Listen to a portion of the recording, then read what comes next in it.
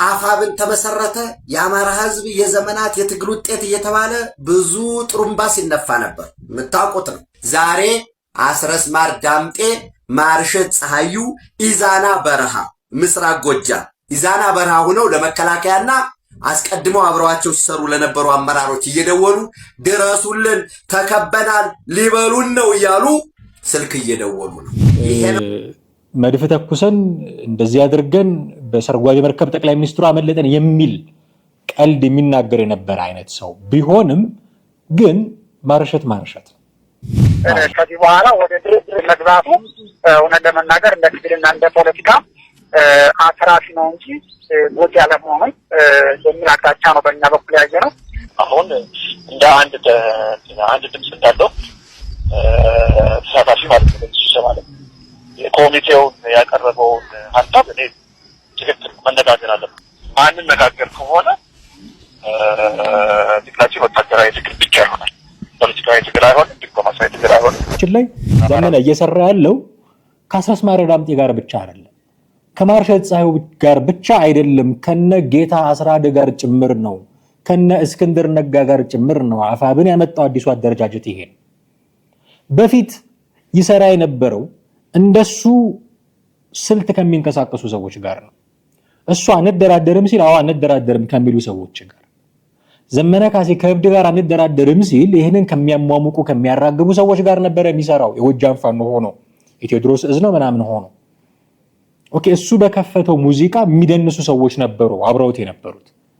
አሁን አፋብን የሚባል ነገር ግን ሲመጣ ምንም መሪው እሱ ቢሆን ምንም አድራጊ ፈጣሪው እሱ ቢሆን ግን እሱ በከፈተው ዘፈን ልክ የሚጨፍሩ ሰዎች አይደሉም አብረውት ያሉት። ያለው ኃይል ሁሉ ከተማውን ሲደበድብን የነበረው ኢንፍራስትራክቸር ሲደበድብን የነበረው ከተማው አሌፖ ነው የምትመስለው፣ ደብረታቦር የጠላት ከተማ ነው የሚመስለው የሚያደርጉት። ሰላም ጤና ይስጥልን ውድ ቤተሰቦቻችን እንዴት አላችሁ? ይህ ኢትዮጵያ ቻናላችን ነው። እንኳን ወደ ቻናላችን በሰላም መጣችሁ። ቻናላችንን ስትከታተሉ ሰብስክራይብ ማድረግ፣ የደወል ምልክቱን መጫን እንዲሁም ቪዲዮቻችንን ሼርና ላይክ ማድረጉን እንዳይዘነጉ በማስታወስ የዛሬ ፕሮግራማችንን እንጀምራለን። ዛሬ ፕሮግራማችንን ትኩረት የምናደርገው ከሞላ ጎደል የፋኖ ጉዳዮች ላይ ነው። ፋኖ አፋብን የሚባል ተቋም ከመሰረተ ጥቂት ጊዜያትን እንዳሳለፈ እናውቃለን። የአማራ ፋኖ ብሔራዊ ንቅናቄ የሚል ይህ ንቅናቄ ከተመሰረተ በኋላ ኤክስፔክት የሚደረጉ ነገሮች ነበሩ። እነሱ የሆኑ አይደለም። ይልቅስ በውስጣቸው ሌላ አዲስ መከፋፈል እየተፈጠረ ነው የሚሉ መረጃዎችን እየሰማን ነው። አንዳንድ በጣም ፕሮሚናንት የሚባሉ ፋኖ ውስጥ ፕሮሚናንት የሚባሉ ሰዎች እንደ ስጋት ቢጤም እያደረባቸው ነው የሚሉ ነገሮችን እየሰማን ነው። ይህ ለምን ሆነ? ለምን ነው ይህ ልዩነት የመጣው? መጀመሪያ የነበሩት የልዩነት ድምጾች፣ አሁን ያለው የልዩነት ድምጽ መነሻዎቹ ምንድን ናቸው የሚሉትን ጉዳዮች ከሞላ ጎደል ለመዳሰስ እንሞክራለን።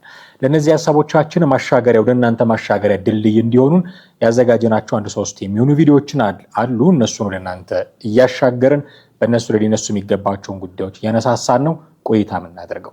እስከ ፕሮግራማችን ፍጻሜ ድረስ አብራችሁን ትቆዩ ዘንድ የአክብሮት ግብዣችን ነው። እንደተለመደው ቻናላችንን ስትከታተሉ አሁንም ቻናላችንን ሰብስክራይብ ማድረግ፣ የደወል ምልክቱን መጫን፣ ቪዲዮቻችንን ሼር እና ላይክ ማድረጉን እንዳይዘነጉ እናስታውሰው እንወዳለን።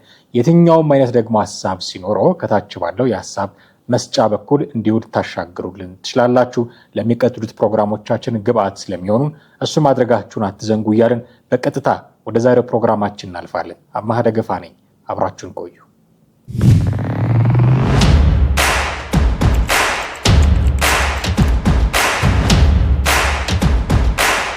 ተመልሰናል ውድ ቤተሰቦቻችን። እንግዲህ የመጀመሪያ ቪዲዮ የጋብዛችሁና እዛ ላይ መነሻ የሚሆኑትን ጉዳዮች ለማንሳት እንሞክራለን።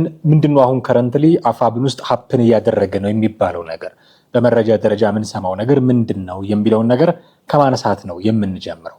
ምንድነው የሆነ ያለው? ቅድም ፕሮሚናንት ያልኳችሁ ሰዎች ምን የደረሰባቸውን መረጃውን ነው እነሱ እንደዚህ ደርሶብናል ሲሉ አላደመጥናቸውም። ይልቅስ ቦታቸው ላይ የተሰጣቸው ኃላፊነት ላይ እያሉ እንደሆነ እየሰሩ እያገለገሉ እንደሆነ የሚጠቁሙ መረጃዎችን ፊድ ሲያደርጉን ነው የምናየው። በሌላ በኩል ግን የለም እንዲህ አይነት ነገር ደርሶባቸዋል እያሉ ደግሞ መረጃ የሚያወጡ ሰዎች አሉ። ያንን መረጃ እንስማ። ከነሱ ከረንትሊ ከሚያጋሩን መረጃ ጋር አሰናስለን ምንድነው አሁን ሆነ እየተባለ ያለው አፋብን ውስጥ የሚለውን ነገር ለማየት እንሞክራለን። የመጀመሪያ ቪዲዮአችንን ሰምተን እንመለስ። አፋብን ተመሰረተ የአማራ ህዝብ የዘመናት የትግል ውጤት እየተባለ ብዙ ጥሩምባ ሲነፋ ነበር። የምታውቁት ነው። ዛሬ አስረስ ማር ዳምጤ፣ ማርሸት ፀሐዩ ኢዛና በረሃ ምስራቅ ጎጃም ኢዛና በረሃ ሆነው ለመከላከያና አስቀድመው አብረዋቸው ሲሰሩ ለነበሩ አመራሮች እየደወሉ ድረሱልን፣ ተከበናል፣ ሊበሉን ነው እያሉ ስልክ እየደወሉ ነው። ይሄ ነው መገለባበጥ፣ ይሄ ነው ሰላቅ። አይውል አያድርም። የኢትዮጵያ አምላክ በአጭር ጊዜ ውርደትህን ያከናንብሃል። ትናንት የተሳለክበት ትናንት እንኳን ቀይ ባህር አሸንጃ አይሄድም ያልከው ትናንት ይሄ ሰራዊት እንዲህ ነው ቀይ ቦኔ ሳይሆን ቀይ ሽንኩርት ነው ያልከው ሰራዊት ያድንህ ዘንድ እየለመንክ ነው፣ እየተማጸነ ነው። የት? ኢዛና በረሃ። በሉን፣ ገደሉኝ፣ እያሳደዱኝ ነው እያልክ ነው እየጮክ ሄድከው። እዛም እየተከተሉህ ነው። አሁን የነፍሴ ሳር ምድርና ጎንቻ እንዲሁም የገደብዬ ህዝብ ሁለቱን ወንጀለኞች አሳልፎ የማይሰጥ ከሆነ ታይቶ የማይታወቅ ቅጣት ይጠበቅባል ተብሎ እራሱ ገበሬው አሰሳ ነው ኢዛና በረሃ ገብቶ 74ኛ የሚባለው ኮማንዶ በጽንፈኛው ቡድን ውስጥ 74ኛ የሚባለው ኮማንዶ እንዲሁም አረንዛው ጎንቻና አባይ ሸለቆ ብርጌድ እያሳደዱት ነው ያሉ እግር በእግር አስረስ ማረን ማርሸት ፀሐዩና ጠባቂዎቹ እርስ በርስ እየተበላላ እራሱን ማዳን አልቻለም። የህዝብ ግንኙነት የሚባለው የለም አድኑኝ እያለ እየሮጠ ነው ሄደው። እንደሰማችሁት ነው ውድ ቤተሰቦቻችን፣ አፋብን ውስጥ እንዲህ አይነት ነገር ሀፕን አድርጓል እያሉ ነው። ኦኬ አስረስ ማረ ዳምጤ ማለት ማርሸት ፀሐዩ ማለት ፋኖ ውስጥ ተጽዕኖ ፈጣሪ የሆኑ ሰዎች ማለት ናቸው። ፋኖ ውስጥ እስቲ እከሌ የሚባሉ 5 ሰዎችን ጥራ ቢባል አንድ ሰው ሁለቱን አይዘላቸውም። ሁለቱን ዘመነ ብሎ እስክንድር ብሎ አስረስ ማለቱ አይቀርም። እንደውም እስክንድር ካለም ይገርመኛል። ብዙ ሰው ዘመነ ብሎ አስረስ ማለቱ አይቀርም። አስረስ ብሎ ማርሸት ማለቱ አይቀርም። ፋኖ ሲባል ብዙ ሰዎች አስረስ ማረ ዳምጤ ጭንቅላታቸው ውስጥ ይመጣል። ብዙ ሰዎች ማርሸት ፀሐዩ ጭንቅላታቸው ውስጥ ይመጣል። የፋኖ ምልክት ናቸው ይነስም ይብዛም። የፋኖ ድምጾችም ናቸው ይነስም ይብዛም። ከዚህ በፊት ፋኖ ማርሸት ፀሐዩን ነበረ የምናውቀው። በእርግጥ ፕሮፓጋንዳ እንዲህ ነው እንደሚሰራው ብሎ ብዙ ሰዎች እስኪታዘቡት ድረስ በውሸት ላይ ውሸት ይደራረብ የነበረ ሰው ቢሆንም መድፍ ተኩሰን እንደዚህ አድርገን በሰርጓጅ መርከብ ጠቅላይ ሚኒስትሩ አመለጠን የሚል ቀልድ የሚናገር የነበረ አይነት ሰው ቢሆንም ግን ማርሸት በጣም ዝነኛ አባባል አለው። ህዋት ቢተኩስብን እንኳን መልሰን አንተኩስበትም። እነሱ ራሳቸው አይተኩሱም አይሳሳቱም፣ ግን ቢተኩስብን እንኳን መልሰን አንተኩስበትም ይል የነበረ ሰው ማርሸት ፀሐዩ ማለት ግን ምንም ቢል ንግግሩን አልቻለም ተብሎ ከጎጃም ፋኖ ህዝብ ግንኙነት ኃላፊነት ቢነሳም ጭምር ማርሸት ፀሐዩ ነው። ለፋኖ ማርሸት ነው።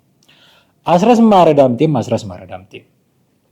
ፋኖ ውስጥ ፖለቲካ እንደሱ የገባው የለም እየተባለ የሚደሰኮርለት አሁን የህዝብ ግንኙነት ኃላፊ ሆኖ የፕሮፓጋንዳ ስራውን እየሰራ ያለ አስረስ ማረ ዳምጤ ነው ለፋኖ።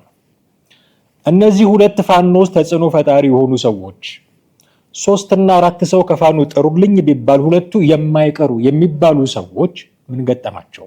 ለምንድን ነው አሁን ቀደም ሲል የሰማነውን አይነት መረጃ መስማት የጀመርነው? ኦኬ ምንድን ነው የገጠማቸው? ሊገደሉ ነው ወይ? ሪሊ እነዚህ ሰዎች ሊገደሉ ነው ወይ? ዘመነ ካሴ ሊያስገድላቸው ነው እነዚህን ሰዎች? ከማን ጋር ሆኖ ነው የሚያስገድላቸው? ከእስክንድር ጋር ወግኖ ነው? ከጌታ አስራደ ጋር ወግኖ ነው? ከማን ጋር ሆኖ ነው የሚያስገድላቸው? ለምንድን ነው በመካከላቸው ችግር እንደተፈጠረ እንድናውቅ የተፈለገው? ለምንድን ነው? አሁን ምንም ችግር የለም ብሎ የሚከራከረ ሰው ሊኖር ይችላል። ይሄ የክሬ ፕሮፓጋንዳ ነው የካድሬ ስራ ነው የሚል ጋይስ፣ እሳቱ በሌለበት ጢሱ አይታይም። ላያስገድሏቸው ይችላሉ። በዚህ ደረጃ አፈንግጦ የወጣ ችግር በመካከላቸው ላይኖር ይችላል። ቅራኔ ግን አይጠፋም። እሳቱ በሌለበት ጢሱ አይታይም ያልኩት ለዚህ ነው። ቅራኔ ግን አይጠፋም። ምክንያት ሰዎች ናቸው። ሁሉም የየራሱ ጭንቅላት አለው አንገቱ ላይ የተገጠመለት። ሁሉም በየራሱ ነው የሚያስበው። የሆነ ቀን የሐሳብ መለያየት ሊኖር ይችላል። ይህንን የሐሳብ መለያየት ኢንተርቴን ሊያደርግ የሚችል አደረጃጀት ነው ወይ ፋኖ? ኦኬ፣ ይህንን ሃንድ ለማድረግ ካልቻለ የሐሳብ ልዩነቶችን በተገቢው መንገድ ሊያስተናግዳቸው አይችልም ማለት ነው። ስለዚህ እንዲህ አይነት ነገር አድርጎባቸዋል ብለን እርግጠኛ ሆኖ ማውራት አንችልም። የለም እንዲህ አይነት ነገር ፋኖ ውስጥ አይፈጠርም ብለን እርግጠኛ ሆነን ማውራት አንችልም። ፓስት ኤክስፒሪየንሳችን የሚያሳየን ምንድን ነው? አፋብኃ ውስጥ የሚሆን አፋሕድ ውስጥ ከዛ በፊት የተመሰረቱት የምንም ጎጃሞች በሏቸው፣ የምንም ጎንደር፣ የምንም ፋኖ በሏቸው፣ ሁሉም በውስጡ ቁርሾ የነበረበት ነው። እሱን እያጠራን መጣንና እዚህ ደረስን ነው የሚሉት። ስለዚህ ፓስት ኤክስፒሪየንሳቸውን ስናይ ሀፕን ሊያደርግ ይችላል። እንዲህ አይነት ነገር ከነጨራሹ አይፈጠርም የምንለው ነገር አይደለም። እንዴ ዘመነ ካሴና እስክንድር ነጋ እኮ በቃ ያንተ ሞት የኔ ሞት ነው የተባባሉ ሰዎች ነበሩ። ያንተ ሞት የኔ ሞት ነው የተባባሉ፣ ግን በአካሄድ ተለያዩ። በቃ አንዱ የሆነ ነገር ነው የሚያስበው፣ ሌላኛው የሆነ ነገር ነው የሚያስበው። ለጠብ የሚፈላለጉ ሰዎች ሆነው ቀሩ። በኋላ ደግሞ እንደገና ተስማማን አሉ። እንደገና ደግሞ እስክንድር በቃኝ ምናምን ሲል ደግሞ ሌላ ነገር ተወራ። ስለዚህ የተለያየ አይነት ሐሳብ ያላቸው ሰዎች ጥርቅም ስለሆነ በሐሳብ መለያየት ሊኖር ይችላል። ህግ ይገዛዋል ወይ? ፕሪንሲፕል ይገዛዋል ወይ ይህንን ድርጅት የሚለው ነው ወሳኙ ጥያቄ። ህግ ፕሪንሲፕል የሚገዛቸው ከሆኑ ኦፍኮርስ ሃንድል ያደርጉታል። ይህንን ነገር ሪሊ ይገዙታል ወይ? ይገዛቸዋል ወይ? በህግ የሚገዙ ናቸው ወይ እነዚህ ሰዎች የሚለው አሁን ማተር ያደርጋል ማለት ነው። ኦኬ፣ ኤፍቢ ላይ ምንድን ነው የሚጽፈው? ፌስቡክ ላይ ምንድን ነው የሚጽፈው? አስረስ ማረ ዳምጤ እንዲህ አይነት ነገር እየደረሰበት ከሆነ አስረስም ማርሸትም ድረሱልን እያሉ ከሆነ አሁን መረጃውን እንደሰማችሁት እንዲህ አድርጎናል ብለው ይከሱት የነበረውን መከላከያ ድረሱልን እያሉ ነው እና ኢዛና ነው ምናምን የሚባል ቦታ ላይ ተደብቀዋል። እዛ መደበቃቸው ለእነዚህ ሰዎች መደበቂያ የሆኑትን የገበሬውን ማህበረሰብም አደጋ ላይ ጥሎታል። ውስጣችሁ ናቸው ያሉት፣ አውጥታችሁ ካልሰጣችሁን እርምጃ እንወስድባችኋለን ተብለዋል በነዘመነ ካሴ ቡድን። ስለዚህ አደጋ ላይ ወድቋል። እነሱን ለመያዝ እየተራወጠ ነው ገበሬው ራሱ። ስለዚህ ድረሱልን እያሉ ነው፣ መከላከያውንም ድረሱልን እያሉ ነው፣ አድኑን እያሉ ነው። ለምንድን ነው ይሄ የሆነው? ሪሊ እንደዚህ እያሉ ነው ወይ እነዚህ ሰዎች የሚል ነገር ትጠይቃላችሁ። አይ አስረስ እኮ እንዲህ አይነት ጽሁፍ እየጻፈ ነው፣ በፌስቡክ ገጹ እኮ መንግስትን የሚቃወሙ ጽሁፎች እየጻፈ ነው ብላችሁ ደግሞ ማስረጃ ታመጡ ይችላላችሁ። ለምሳሌ ዛሬ አስረስ ማረ ዳምጤ በግል ፌስቡክ ገጹ ላይ የኢራንና የእስራኤልን የአሜሪካንን ጦርነት መነሻ አድርጎ የኢትዮጵያ መንግስትን የወረፈበትን ጽሁፍ ጽፏል። እነ አረብ ኤሜሬትስ ጉድ ሆነዋል እና እንደውም ቁርስና ምሳቸውን አዲስ አበባ መጥተው መብላት ሳይጠበቅባቸው አይቀርም ምናምን እያለ ለማሸሞር የሚሞክር ጽሁፍ ጽፏል። ኦኬ፣ እያባረሩት ከሆነ እነ ዘመነ ካሴ አስረስ ማረ ዳምጤን እያባረሩት ከሆነ ለነብሴ ድረሱልኝ እያለ ከሆነ መከላከያን እየተማጸነ ከሆነ መከላከያን የሚሰድብ ጽሁፍ ለምን ማውጣት አስፈልገው? አሁን እዚህ ጋር ምን ጠረጥራቸው ነገሮች ነው። ኦኬ፣ የህዝብ ግንኙነት ስራ ሲሰራ ስለነበረ በግል ፌስቡክ ገጹ እሱን ወስደውበት ነው፣ አክሰሱን ለራሳቸው ወስደው ራሳቸው እየጻፉ ነው በሱ ስም የሚል አመክንዮ ልታመጡ ትችላላችሁ። ሚዛን የሚደፋ ከሆነ ውሃ የሚያነሳ ከሆነ አላውቅም። ግን አስረስ ማረ ዳምጤ መልእክት እያስተላለፈ ነው። እንደዚህ የሚባሉ ቦታዎችን ማርከናል፣ ተረከበናል የሚሉ ጉዳዮችን እያሰራጨ ነው አስረስ ማረ ዳምጤ። እንዲህ እያደረገ ባለበት ሁኔታ ኖኖ ለግድያ እየፈለጉት ነው፣ ድረሱልኝ እያለ ነው፣ እየተማጸነ ነው የሚል ነገር መስማታችን ምንድን ነው የሚጠቁመን? ኦኬ፣ እኔ አሁን ክፍፍሉን ምን ሊያመጣው ይችላል የሚለው ነገር ላይ ማውራት ያለብን የሚል እምነት ነው ያለኝ። ምክንያቱም አይቀርማ፣ ቅድም እንዳልኳችሁ እሳቱ በሌለበት ምልክት እያየን ነው፣ ድምፆች እየሰማን ነው ምናምን፣ ውስጥ ደግሞ የሆነ ነገር ተፈጥሯል ማለት ነው። ካልተፈጠረ የሚሸተን ነገር የለም፣ የተጠበሰ ነገር አለ፣ የሚሸተን እሱ ነው። ስለዚህ መሀላቸው የሆነ ነገር አለ ማለት ነው። ኦኬ፣ አጋነውታል። አንዳንድ ሰዎች በጣም ኤግዛጀሬት አድርገው አውርተውታል፣ ለግድያ መፈላለግ ደረጃ አድርሰውታል። በመካከላቸው ይሄን ያህል የሚነገር ነገር የለም ልትሉ ትችላላችሁ። እውነት ሊሆን ይችላል፣ ግን የሆነች ነገር አለች ማለት ነው።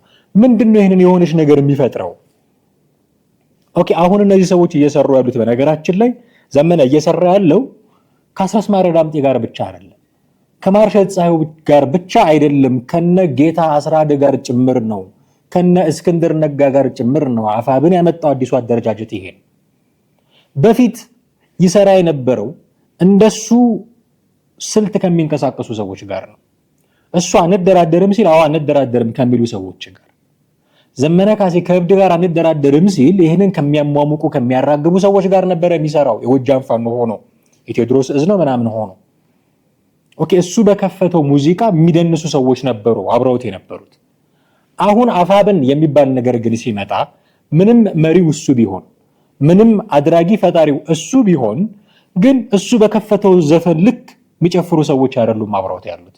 ጌታ አስራደ ዘመነ ዛሬ ወይ ነገ ወጥቶ እንደ ልማዱ ከእብድ ጋር አንደራደርም ቢል በዚህ ዘፈን አይጨፍርም ጌታ አስራደ፣ በዚህ ዘፈን አይጨፍርም እስክንድር ነጋ። እናውቃለን የቀድሞ አቋማቸውን፣ ስለ ድርድር ምን አይነት ግንዛቤ እንዳላቸው ጌታ አስራደንም እስክንድር ነጋንም የአፋሕድ ሰዎችን እናውቃለን። ከአፋሕድ ሰዎች ውስጥ ነው አብዛኞቹ ተደራድረናል ብለው ከመንግስት ጋር እየሰሩ ያሉት። የቀሩትም ለድርድር ያላቸውን አቋም እናውቃለን። ስለዚህ ነገ ከነገ ወዲያ መጥቶ ሞቅ አድርጎ ቢከፍት ድርድር አያስፈልግም የሚል ዘፈን ቢከፍት ወይ ራሱ እያወጣ ቢጨፍር ዘመነ ካሴ አብሮት የሚጨፍሩ ሰዎች አይደሉም። አሰረሽ ምቹ የሚሉ አይደሉም። ለሱ ዘፈን ከበሮ የሚደልቁ ሰዎች አይደሉም እነዚህ ሰዎች። ኦኬ። ስለዚህ አንዱ ልዩነት ከናስረስ ጋር ከነማርሸት ጋር ብቻ ሳይሆን ከነጌታ አስራደም ጋር መስራት ጀምሯልና ዘመነ ካሴ እዛ አካባቢ የሚፈጠሩ ልዩነቶች አሉ። ቅድም እንዳነሳነው ለምሳሌ የድርድር ሐሳብ ልዩነት ሊመጣ ይችላል። አሁን እንደራደር የሚል ጥያቄ የሚያነሱ ሰዎች ሊኖሩ ይችላሉ። አቋማቸው ልንሰማ እንችላለን። በነገራችን ላይ የጌታ አስራደንም የእስክንድር ነጋንም ሌሎች አፋሕድ ሰዎች የነበሩ ሰዎችንም እንዲህ የሚል አቋም ነበራቸው። ስለ ድርድር ጥቂት ሰምተን እንመለስ። ከዚህ በኋላ ወደ ድርድር መግባቱ እውነት ለመናገር እንደ ትግልና እንደ ፖለቲካ አትራፊ ነው እንጂ ጎጂ ያለመሆኑን የሚል አቅጣጫ ነው በእኛ በኩል ያየ ነው። አሁን እንደ አንድ ድምፅ እንዳለው ተሳታፊ ማለት ነው ማለት የኮሚቴውን ያቀረበውን ሀሳብ እኔ ትክክል መነጋገር አለብን። ማንነጋገር ከሆነ ትግላችን ወታደራዊ ትግል ብቻ ይሆናል። ፖለቲካዊ ትግል አይሆንም። ዲፕሎማሲያዊ ትግል አይሆንም። ለአማራ ብቻ ሳይሆን ከዚያም አልፈን ለሀገር ነጻ አውጪ የኢትዮጵያ ነጻ አውጪ ስንንቀሳቀስ መሰረት አድርገን የአማራ ጥያቄ መሰረት አድርገን ሀገራዊ ራዕይ ሀገራዊ ግባት ቀደም ስንንቀሳቀስ ወታደራዊ ትግልም ፖለቲካዊ ትግልም ዲፕሎማሲያዊ ትግል አለ። እነዚህም ጎን ለጎን ማስኬድ ይጠበቅብናል። የዓለም ተሞክሮ ሲነግረን በፊት የነበሩ ነጻ አውጪዎች በዚህ መንገድ ሄደው ነው ለስኬት የገቡትና ከዛ አኳያ በር ብንዘጋባቸው በፖለቲካ ትግላችን እና በዲፕሎማሲ ትግላችን ላይ በር ዘጋ ማለት ነው። ስለዚህ በዚህ ልክ አሁንም ሶስቱንም ጎን ለጎን ማስኬድ ስላለብን ጠቀሜታ አለው ብለን ይሄ ነው ማለት ነው። ከዛም ባሻገር የምንነጋገረው አሁን በሰላም ጥሪው ብቻ አይደለም። የምንነጋገረው በአጠቃላይ በሀገር ጉዳይ ላይ ነው። በአማራ ጉዳይ፣ በኢትዮጵያ ጉዳይ ላይ ነው። ለምን በአጠቃላይ በኢትዮጵያ ጉዳይ ላይ ነው ተቀጥረው ማለት ነው እና ያቋያ የፖለቲካ ትግል የዲፕሎማሲ ትግል ያስፈልገናል እና መነጋገር አለብን። የሚመጡትም እነሱ አደራዳሪዎቹ የሚመጡ በሀገር ጉዳይ ላይ መነጋገር አጀንዳው ምንድን ነው በሚለው ላይ የድርድር ውጤት ነገር ነው ማጠፍበታለን እንጂ አንቆጣበት የሚል አቋም ያለኝ ማለት ነው። በዓለም አቀፍ ሕግም የሰላም ጥሪ የሚሆን ማንኛውም ነገር ሲደረግ በዓለም አቀፍ ሕግም አልደራደርም አይባልም። እሱን ሁላችንም እንግዲህ የምናውቀው ነው ብዬ አስባለሁ። ሌሎች ሀገሮች በእንደዚህ አይነት መንገድ ያለፉ ይሄን እያደረጉ ነው እና ይሄ በዚህ ሊቀጥል ጥሩ ነው፣ አሪፍ ነው የሚል ሀሳብ ነው ያለኝ። እንደሰማችሁት ነው። እንዲህ አይነት ድርድር ላይ የተያዘ አቋም ነበራቸው እነ ጌታ አስራደ እነ እስክንድር ነጋ። አሁን ከዘመነ ካሴ ጋር የሚሰሩ ሰዎች ናቸው እነዚህ ሰዎች። እነዚህ ሰዎች ከዘመነ ካሴ ጋር ሲሰሩ ዘመነ ካሴ ዛሬ መጥቶ ድርድር አያስፈልግም ቢል አያስፈልግም ድርድር ምናምን ሊሉት አይችሉም። አንድ የልዩነት ነጥብ ነው ይሄ። አፋብን ውስጥ እንዲህ አይነት ስንጥቃት ሊፈጠር ካለ አንዱ የመለያያ ነጥቡ ይሄ ነው ቢሆነው ማለት ነው። ኦኬ። ስለዚህ ድርድር ላይ ያላቸው አቋም እንደዚህ ነው። በር ልንዘጋባቸው አይገባም፣ የዲፕሎማሲ ድል ያስፈልገናል የሚል አቋም ያላቸው ሰዎች ናቸው በዙሪያው ያሉት፣ በዘመነ ዙሪያ ያሉት። አሁን በፊት አንደራደርም ሲል ደግ አደረክ መሪያችን አንተ ነው የሚሉት አይደሉም ያሉት። ኦኬ ድርድር አያስፈልግም ቢል ዲፕሎማቲካሊ የምናገኘውን ድል ያሳጣናል፣ ድርድር አንፈልግም ማለት ድርድር አንፈልግም አይባልም የሚል አቋም ያላቸው ሰዎች ናቸው የከበቡት።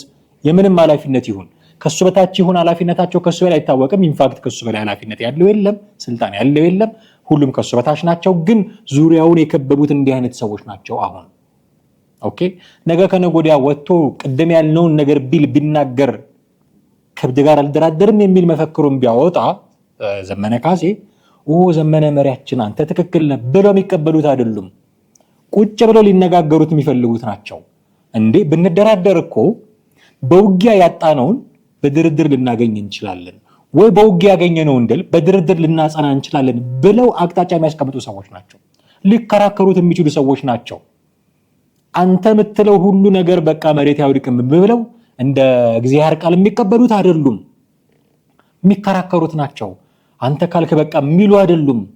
ይሄ አንድ ትልቅ የልዩነት ነጥብ ነው አፋብን ውስጥ አሁን በቃ አሁን እነሱ አፋምን የሚባል ድርጅት መጣ አንድ ሆነናል ከዚህ በኋላ መንግስት አይችልንም ብለው ነበር። ይቻለው አይቻለው መሬት ላይ ያለውን ሀቅ የሚያውቁ ያውቃሉ። እኛ እዛ ውስጥ ምንገባ ሰዎች አይደለንም። ነገር ግን ከዛ በመለስ አሁን የምንሰማቸው የልዩነት ድምጾች በእንዲህ አይነት መንገድ ሊፈጠሩ ይችላሉ። ድርድር ትልቅ ፋክተር ነው ለልዩነት ትልቅ ፋክተር። እንደሰማነው ምን አይነት የድርድር አቋም እንዳላቸው እናውቃለን። ወደ ድርድር መግባት አስፈላጊ ነው ብሎ እኮ ሲናገር ሰማነው ጌታ አስራደ። አንገባም ቢል ዘመነ ካሴ ወጥቶ ለምን ብሎ ይጠይቃል። አስረስ ማረ ዳምጤስ ቢሆን ማርሸት ጻይውስ ቢሆን ለምን ይሉት ነበር? ኦኬ አሁን እነዚህ ለምን የሚሉ ሰዎች ስለመጡ ከነሱ ጋር ተለጥፈው ሊሆን ይችላልና አስረስ ማረ ዳምጤ የዘመነ አይን ውስጥ የገቡት በአይነ ቁራኛ መተት የጀመሩት የሚል ነገር ልንገምት እንችላለን። እርግጡ ይሄ ነው ትክክል ነው ብለን ልንናገር አንችልም እኛ እነሱ ውስጥ የገባን ሰዎች ስላሉ። ግን ሁኔታዎችን ስንገመግም ሁኔታዎችን ስናይ ስንፈትሽ እንዲህ አይነት ነገሮች አሉ። አሁን አንተ ያልከው ብቻ ይሁን የሚባልበት ጊዜ አይደለም። አፋብን የሚባለውን አደረጃጀት ሲፈጥሩ እነሱ ምናልባት አፋህድን አፍርሰን በአፋባ ተቀለል ነው የሚለው ነገር ገዢ አግኝቶ መስሏቸው ሊሆን ይችላል። ነገር ግን በራሳቸውም ሐሳብ የሚመሩ ሌሎች ሰዎችን ከባድ ሚዛን የሆኑ ሰዎች የራሳቸው ከባድ ትከሻ ያላቸውን ሰዎችም ጭምር ማጠቃለሉን መርሳት አልነበረባቸው። አሁን በዛ በለመዱት አካሄድ ሊሄዱ አይችሉም። በር ልንዘጋ አንችልም ነው ያለው እስክንድር ነጋ። በር ልንዘጋ አንችልም፣ የድርድር በር ላይ ልንዘጋ አንችልም። ምክንያቱም በዲፕሎማሲ የምናገኘውን ድል ያሳጣናል። ስለዚህ በር ልንዘጋ አንችልም። ኦኬ የፖለቲካ ድል እንዳናጣ የፖለቲካ ስራ መስራት አለብን which is ድርድር። ስለዚህ አሁን ዘመነ ካሴ በድርድር ጠላትነት የሚታወቅ ሰው ነው። ስለ ድርድር ማውራት የማይፈልግ ሰው ነው። ስለዚህ ድርድር የሚለው አቋም እስክንድርንም ጌታ አስራደንም ብቻ ሳይሆን ሰማው ከዘመነ ካሴ የተሻለ ለድርድር ቀና ልብ አለው ተብሎ የሚጠረጠረውን አስረስ ማረ ዳምጤን ይዞ ሊሄድ ይችላል። ከዚህ በፊት ሆይ ሆይ ብለው እንዲህ ማለት የለበትም ብለው ፌስቡክ ላይ የጻፈውን አይተው በዘመቻ በሚመስል መልክ ሆይ ሆይ ብለው እንደው ዝም አስባሉት እንጂ ስለ ድርድር በጎ ነገር ጽፎ የሚያውቅ ሰው ነው አስረስ ማረ ዳምጤ እንዳንረሳ ይሄን። ስለዚህ አሁን ድርድር በጎ ነው የሚሉ 2-3 ከባድ ሚዛን የሆኑ ሰዎች ሲመጡለት ብሎ ሊቀበል ይችላል። ማርሸት ጻይው ደግሞ ከአስረስ ማረ ዳምጤ ድምጽ የሚወጣ አይደለም የስጋ ዘመዶች ናቸው የሚሉ መረጃዎችን ስለምንሰማ ደም ከውሃ ይወፍራል ብሎ ከአስረስ ጋር ሊወግን ይችላል። ስለዚህ አሁን ዘመነ ካሴ የሚባል ክሊክ አለ፣ አስረስ ማረ ዳምጤ የሚባል ክሊክ አለ። ብዙዎች ደግሞ ይጽፋሉ የዘመነ ካሴንና የአስረስ ማረ ዳምጤን ልዩነት ምን አመጣው የሚሉ የሚጽፉ ሰዎች አሉ። ያው የሚጽፉባቸው ቋንቋዎች እኛ ለምናከብራቸው ተመልካቾቻችን የማይመጥኑ ስለሆኑ ሙሉውን አናነብላችሁም፣ ግን እያጠየምን ለማንበብ እንሞክራለን። የዘመነ አዲሱ አደረጃጀት መፈረካከስ የሚል ነው። ዘመነ ካሴ በህወሓት ተጽዕኖ የተነሳ በአፋብን ውስጥ መሪ ሆኖ መውጣቱ የሚታወቅ ነው። በዚህ በአፋብን ውስጥ መሪ ሆኖ የወጣው ዘመነ ካሴ አዲስ የፋኖ አደረጃጀት ይዞ ብቅ ቢልም ዳሩ ግን በዘመነ የተሰየመው አደረጃጀት ግን በዘመድና በትውውቅ በመመስረቱ የተነሳ አመራሩ ትከሻ መለካካት ከጀመረ ሰነባብቷል። እነዚህ ዘመነ እንደ አዲስ አቋቋምኳቸው ካሏቸው አደረጃጀቶች ውስጥ 102ኛ፣ 206ኛ እንዲሁም ሌሎች ይገኙበታል። ለአብነትም በ102ኛ ውስጥ የተነሳው የእርስ በርስ ሽኩቻ አሁን ላይ ከቁጥጥር ውጭ እንደወጣ የሚታወቅ ነው። ይህ በ102ኛ ኮር ውስጥ የተነሳው እሳት የዘመቻ መሪውን የ102ኛውን የዘመቻ መሪና በዘውድ ዓለም ዳኛው ወይም በሰብሳቢው እንዲሁም በቻላቸው ታፈረ በምክትሉ መነቋቆር ሲሆን የነዚህን የእርስ በርስ መጠፋፋት ተከትሎ ታጣቂው ለሁለት በመከፈል እየተለባለበ ይገኛል። ከዚህ ቀደምም ከመንግስቱ አማራ ጋር ባለመስማማታቸው የተነሳ በሁለቱ ምክንያት ብዙ ታጣቂዎች ጠፍተዋል። አሁን ደግሞ በዘመነ ካሴ ይሁንታ የያዘውን መሳሪያና ታጣቂ ለመጠቀም ሲል ዘመነ ላምነውን በዚህ በ102ኛ ኮር ውስጥ ዘመቻ መሪ ቢያደርገውም ላምነው ሰጤ ግን ከበላይ መሪዎቹ ጋር በገባው እሰጥ አገባ አሁን ላይ ወደማይቀለበስ የእርስ በርስ መጠፋፋት ገብተዋል የሚል ውስጥ አዋቂዎች እንዲህ አይነት መረጃ እየሰጡ በኮር ደረጃም ጭምር እየተለያዩ ነው። በእዝ ደረጃ አሁን በፊት እንደነበረው የእስክንድርና የዘመነ ምናምን ኬዝ ብቻ አይደለም። ከዛ በታች ባሉ በተዋጊዎቹም ደረጃ እንዲህ አይነት ችግር ውስጥ እየገቡ ነው። ቅድም የድርድሩን አነሳን፣ አሁን ይሄንን አነሳን። ሌላ መለያ የሚሆነው ነገር ምንድነው? ፋኖ የሆኑ ከተሞችን ተቆጣጠርኩኝ ባለማግስት የሚወስዳቸው እርምጃዎች። ቢቢሲ አማርኛ ላይ የደብረ ታቦርን ከተማ እንዴት አድርገው እንደገለጸ ታይታችኋል። እንዴት ባለ ውድመት እንደወደመች ሞገስ የሚለውን ጨምረን እንስማና እዚህ ላይ የምናነሳቸው ነገሮች ይኖሩናል። ፋኖ ባለው ኃይል ሁሉ ከተማውን ሲደበድብን የነበረው ኢንፍራስትራክቸር ሲደበድብን የነበረው ከተማው አሌፖ ነው የምትመስለው። ደብረ ታቦር የጠላት ከተማ ነው የሚመስለው የሚያደርጉት የሞራል የበላይነት ኖሮ የራሴ ነው የራሴ ህዝብ ነው ብሎ ሲጠብቅ አልነበረም። ሲደበድብን የነበረው በደንብ ሲደበድብን የነበረው በደንብ ሲያወድሙት የነበረው ኢንፍራስትራክቸርን ሲያወድሙ የነበረው ጤና ጣቢያን ያወድማሉ፣ ፖሊስ ጣቢያን ያወድማሉ። በነበረው መሳሪያ ማለት በዲሽካም በምንም ሲደበድብ ነበር። ቦታ ላይ ካሉ ሰዎች ነው ደውዬ ያረጋገጡ። ለዛውም ከአንድም ሁለት ከሁለትም ሶስት ከሶስትም መራት ኦልሬዲ በራሳቸው ድረገጾች ወጡ። አሁን ያነሷቸው ነገሮችም ቪዲዮዎችም ፎቶዎችም አሉ። ሲደበድብ የነበረው ፖሊስ ጣቢያን ሲደበድብ የነበረው እስረኞቹን ለማስለቀቅ ሁሉ ትላንትና ወዲያ ሲደበድብ የነበረው። ደውላችሁ እዛ ዘመድ ካላችሁ እያንዳንዱ መጠየቅም ትችላላችሁ። አስዊ ስፒክ አሁን የሆነው ይሄ ነው። እንደሰማችሁት ነው።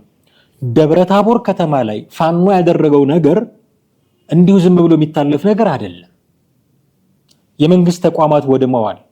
እስረኞችን ለማጥፋት እስረኞችን ለመፍታት ሙከራ ማድረግ ምናልባት የኛ ወገኖች ታስሯል በሚል ምናምን ሊሆን ይችላል። አቃጥሎ ነው ወይ እስር ቤቱን አቃጥሎ ነው ወይ ፖሊስ ጣቢያዎችን፣ ጤና ኬላዎችን፣ የመንግስት ተቋማትን እያፈር የተመዘገቡ የነዋሪዎቹን ማስረጃዎች ሰነዶቹን ጭምር ሁሉ ነው ያጠፋው።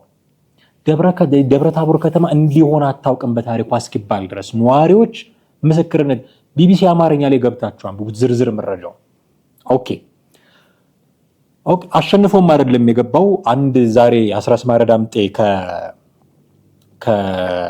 ከጻፈው ጽሁፍ ውስጥ መከላከያ እንቅስቃሴ ያደረገው የምትላገላለጻለች እንቅስቃሴ ቦታዎችን የለቀቀው የምትላገላለጻለች ያን ያልተጠቀመዋትም ነበር፣ አሁን ተጠቅመዋታል።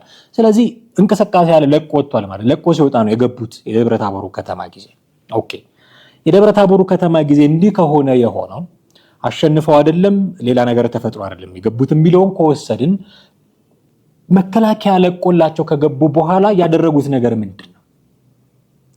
ይሄንን ነገር በማድረጋቸው ምክንያት እንዲህ ማድረግ የለብንም የሚል ክፍፍል አለ አፋብን ውስጥ። ገሚሱ ልክ ነው እንዲህ ማድረግ አለብን የሚል፣ ገሚሱ ደግሞ ለምንድን ነው እንዲህ የምናደርገው? በኃላፊነት ስሜት አይደለም የተንቀሳቀሱት እነዚህ ሰዎች ደብረ ታቦር ከተማ ገብተው በየኔነት ስሜት አይደለም። ህዝቡ የኔ ነው፣ ለሱ ህልውና ነው የወጣሁት፣ ነፍጥ ያነገብኩት፣ ጫካ የገባሁት እንዳይሞት ነው፣ ሰላሙ እንዲጠበቅለት ነው የሚል ኃላፊነት የሚሰማው እንቅስቃሴ አይደለም ያደረጉት ደብረ ታቦር ከተማ ውስጥ። ይሄ በጣም ትልቅ የመለያ መስመር ነው። በገቡበት ከተማ ሁሉ አውድመው በገቡበት ከተማ ሁሉ የማይደረግ ነገር አድርገው የሚወጡ ከሆነ እንዲህ የምናደርግ ከሆነ ህዝባዊ ቅቡልነታችንን እናጣለን። እንዲህ የምናደርግ ከሆነ ከኛ ህዝባዊ ቅቡልነታችን መነሳት ብቻ አይደለም ለመንግስትም ድጋፍ የሚሰጥ ህዝብ ይሆንብናል የሚል አቋም ያላቸው ሰዎች አሉ። የለም መንግስት እንዲህ ያደረገ የሚል ፕሮፓጋንዳን ለመስራት እንዲህ ማድረግ አለብን የሚል ደግሞ ሌላ አቋም ያላቸው ሰዎች አሉ። ትልቅ ፋክተር ነው ይሄም። የድርድሩን አንስተናል። በዘመድ የሚሰራ ስራ የሚባለውን አንስተናል። ከተሞች ውስጥ ሲገቡ የሚያደርጉት ነገር ደግሞ ትልቅ ፋክተር ነው። ስለዚህ ገሚሱ አሁን ከተሞች ውስጥ የሚያደርጓቸው ነገሮች የሚደግፍ ነው፣ ገሚሱ የማይደግፍ ነው። ይሄ ይጣረሳል። ስለዚህ አፋብን ውስጥ ትልቅ መከፋፈል ተፈጥሯል ቢባል ከነዚህ መሰረታዊ እውነቶች በመነሳት ልናምን የምንችለው እውነት ነው ማለት ነው።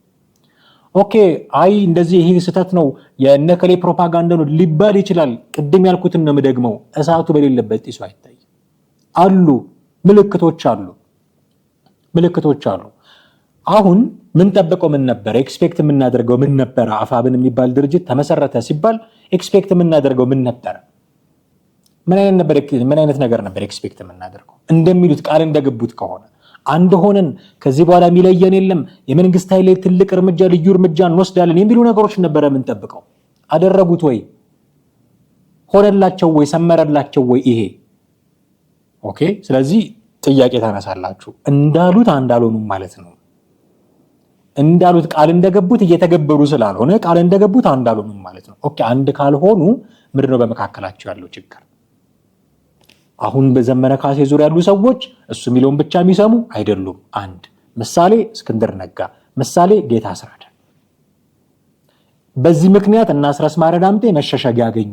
ከዘመነ ካሴ ትዕዛዝ ለማውጣት ከዘመነ ካሴ ንግግር ፈቀቅ ለማለት ቦታ አገኙ፣ መሸሸጊያ ያገኙ።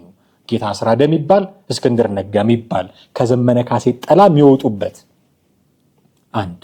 ሁለተኛ ዘመነ ካሴ በዘመድ የሚሾማቸው ሰዎች አሉ 102ኛ 106ኛ የሚባሉ ኮሮች ላይ እነዚህ በመሿሿማቸው የተነሳ እርስ በርሳቸው መታኮስ ጀምረዋል።